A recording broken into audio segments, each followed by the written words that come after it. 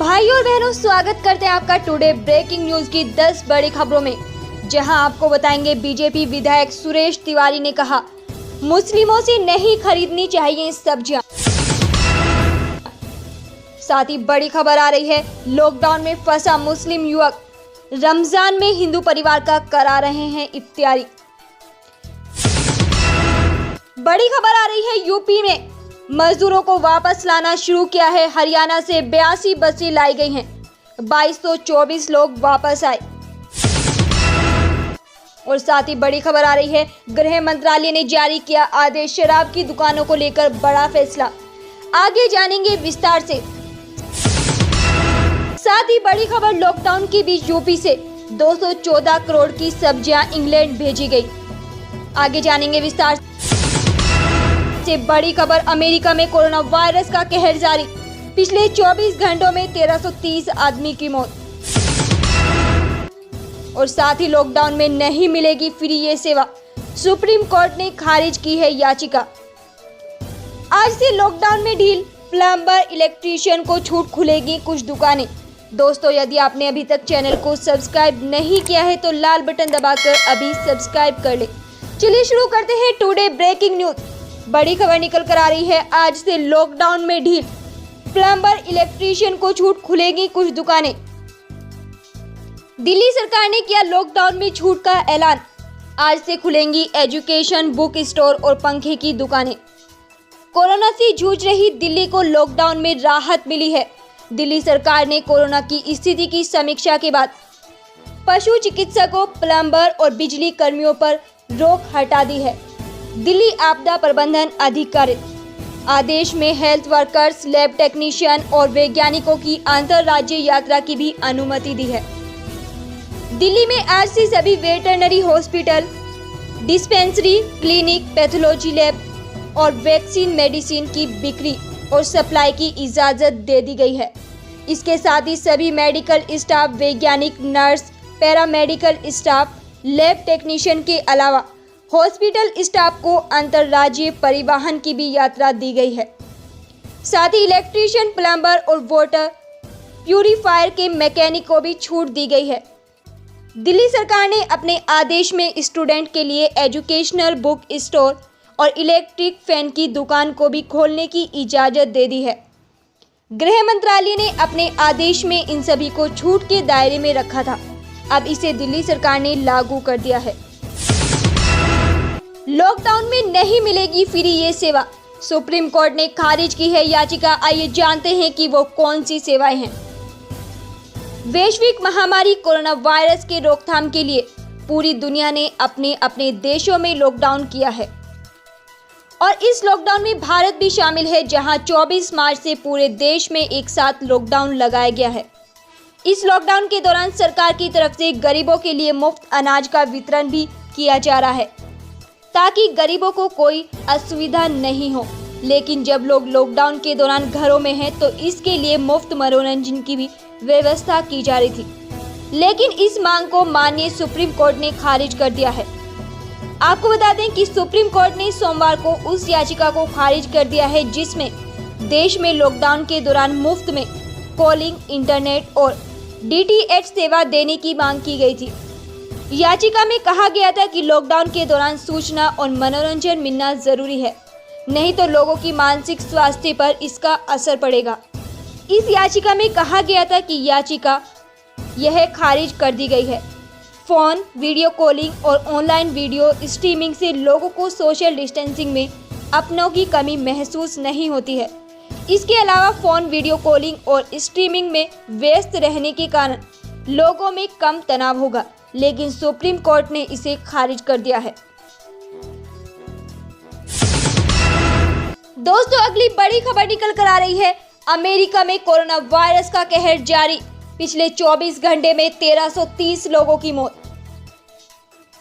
America में corona virus का कहर जारी है। कोरोना वायरस पूरी दुनिया में कहर बरपा रहा है, लेकिन इस खतरनाक वायरस से अमेरिका बुरी तरह प्रभावित है। यहाँ बड़ी संख्या में लोगों के जान जाने का सिलसिला थमने का नाम नहीं ले रहा है। बीते 24 घंटे में देश में कोरोना वायरस से 1303 लोगों की मौत हो गई है। यह जानकारी अमेरिका के जॉन्स हॉपकिंस विश्वविद्यालय ने दी है। दोस्तों, अगली बड़ी खबर आ रही है। लॉकडाउन के बीच यूपी से 214 करोड़ की सब्जियां इंग्लैंड भेजी गई। कोरोना काल में सब्जियों के भाव आधे मुंह गिर गए हैं। परेशान किसानों की लागत भी नहीं निकल पा रही है। इस विकट परिस्थिति में ये खबर जरूर कुछ राहत देने वाली है। उत्तर प्रदेश से पहली बार इंग्लैंड को सब्जियों का निर्यात किया गया है। आपको बता दें कि कोरोना से ब्रिटेन भी बुरी तरह प्रभावित है। ब्रिटेन में अभी तक इस महामारी से 20,000 से ज्यादा लोगों की मौत हो चुकी है। 3 दिन पहले बनारस से 214 करोड़ की सब्जियों का निर्यात किया गया है। इस खेप में कानपुर से 49 करोड़ रुपए की सब्जियां गई हैं। Federation of Indian Export Organisation के सलाहकार YS गर्ग ने बताया कि वर्ष 2020-25 की राज्य कृषि निर्यात नीति के तहत कोरोना के संक्रमण काल में सब्जियों की पहली लॉट निर्यात की गई है। इंग्लैंड में हालात अच्छे नहीं हैं। 50 तरह की सब्जियां। ब्रिटिश एवरेज का जहाज वाराणसी के लाल बहादुर शास्त्री अंतर्राष्ट्रीय हवाई अड्डे पर उतरा। इस खेप में करीब 50 तरह की सब्जियां भेजी गई हैं। इंग्लैंड भेजी गई सब्जियों में 101 करोड़ रुपए के आलू और लगभग 84 करोड़ की प्याज भेजी गई है। वहीं राइटर के मुताबिक ब्रिटेन में सरकार महीनों से जारी लॉकडाउन को कम करने की योजना बना रही है। ब्रिटिश मीडिया की ओर से यह दावा किया गया है कि द टेलीग्राफ ने बताया, ब्रिटिश प्रधानमंत्री बोरिस जॉनसन की रविवार रात डाउनिंग स्ट्रीट लौटने के बाद इस हफ्ते की शुरुआत में महीनों से जारी लॉकडाउन को कम करने की योजना की घोषणा होने की उम्मीद है।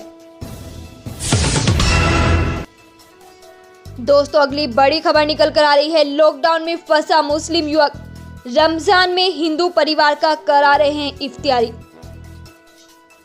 कोरोना वायरस महामारी के बीच एक तरफ जहां देश के कुछ हिस्सों में देश की संस्कृति को ठेस पहुंचाने वाली घटनाएं सामने आ रही हैं, तो कुछ तस्वीरें ऐसी भी हैं जो राहत देने के साथ ही एकता का संदेश भी देती हैं। ऐसी ही एक तस्वीर असम में आई है। देश में 25 मार्च से लगातार लॉकडाउन लागू है। जो जहां था वहीं फंसा हुआ है। छात्रों से लेकर कामगार तक अपने घरों से दूर फंसे हुए हैं। ऐसा ही एक मुस्लिम युवक असम के माजुली में भी है। इसी बीच शनिवार से मुसलमानों के पवित्र महीने रमजान की शुरुआत हो गई है। रमजान में ये मुस्लिम युवक भी रोजा रख रहा है। सबसे खूबसूरत बात यह है कि इस युवक के लिए इफ्तारी शाम के वक्त का रोजा खोलने का इंतजाम एक हिंदू परिवार करा रहा है। दोस्तों, अगली बड़ी खबर निकल कर आ रही है। बीजेपी विधायक सुरेश तिवारी ने कहा, मुस्लिमों से नहीं खरीदनी चाहिए सब्जियां। बीजेपी विधायक सुरेश तिवारी ने यूपी के देवरिया जिले में लोगों से कहा है कि वो मुस्लिम विक्रेताओं से सब्जी ना खरीदें। तिवारी के इस बयान का एक वीडियो सोशल मीडिया पर वायरल हो रहा है। सुरेश तिवारी देवरिया की बरहज विधानसभा से बीजेपी विधायक हैं। इंडियन एक्सप्रेस की रिपोर्ट के मुताबिक सुरेश तिवारी ने लोगों और सरकारी अधिकारियों ने कहा है कि एक बात दिमाग में रखिए, मैं यह खुलेआम सभी को बता रहा हूं, किसी को भी मुस्लिम से सब्जी नहीं खरीदनी चाहिए। सुरेश तिवारी ने अपने इस बयान को लेकर कहा, मैंने यह बात एक हफ्ते पहले बरहज नगर पालिका की यात्रा के दौरान कही थी। उस वक्त कई सरकारी अधिकारी भी मौजूद थे। बीजेपी विधायक ने कहा, मैंने इस तरह की शिकायत सुनी है कि एक समुदाय के लोग कोरोना वायरस फैलाने के प्रयास में सब्जियों पर थूक लगाकर बेच रहे हैं। ऐसे में मैंने लोगों को सलाह दी है कि वो उनसे सब्जियां ना खरीदें। जब हालात सामान्य हो जाएंगे तब वो तय करेंगे कि उन्हें क्या करना है। सुरेश तिवारी का कहना है कि मैंने बस अपनी राय दी है और यह फैसला लोग करेंगे कि उन्हें मानना है या नहीं। यह हर कोई देख सकता है कि जमात के लोगों ने देश में क्या किया है। दोस्तों, अगली बड़ी खबर निकल कर आ रही है। 1000 रुपया राशन कार्ड का पैसा बिहार। राशन कार्ड धारियों के लिए कोरोना सहायता योजना। कोरोना वायरस ने बढ़ते संक्रमण तथा लॉकडाउन की स्थिति से निपटने हेतु राज्य सरकार के द्वारा खाद्य सुरक्षा अधिनियम के अंतर्गत आच्छादित सभी राशन कार्ड धारियों को कोरोना सहायता के रूप में 1000 रुपये प्रति परिवार की दर से सीधे बैंक खाते में डीबीटी के माध्यम से भुगतान किया है। अगली बड़ी खबर आ रही है, कोविड-19 से जूझते पाकिस्तान की मदद के लिए कोई देश नहीं आया आगे। दुनिया के लिए महामारी बन चुके कोरोना वायरस का कोहराम जारी है और इसकी मार झेलते हुए पाकिस्तान की हालत आर्थिक रूप से बदतर होती जा रही है। उसकी सहायता के लिए कोई भी देश या वैश्विक संगठन अब तक सामने नहीं आया है। इस बात का खुलासा खुद पाकिस्तान पीएम इमरान खान ने किया है। इमरान खान ने सोशल मीडिया पर प्रभावशाली लोगों और पत्रकारों से बातचीत में कहा है कि उन्हें अभी तक किसी भी देश की ओर से $1 की भी मदद नहीं मिली है। एक रिपोर्ट के मुताबिक इमरान खान ने कहा, महामारी के बाद की स्थिति ही पूरी दुनिया और पाकिस्तान के लिए बड़ी परीक्षा होगी। उन्होंने आगे कहा कि यूरोप और अमेरिका से देश की स्थिति की अलग है। इमरान खान ने पाकिस्तान के आर्थिक हालातों को लेकर कहा कि लॉकडाउन का गहरा असर पड़ा है। इमरान खान ने कहा, मैं लॉकडाउन को लागू नहीं करना चाहता था क्योंकि यह मजदूरों और रोज कमाने वालों के लिए दुखों की बढ़ाने वाला बात है, जबकि इनमें से 75% रजिस्टर्ड भी नहीं है। धन्यवाद।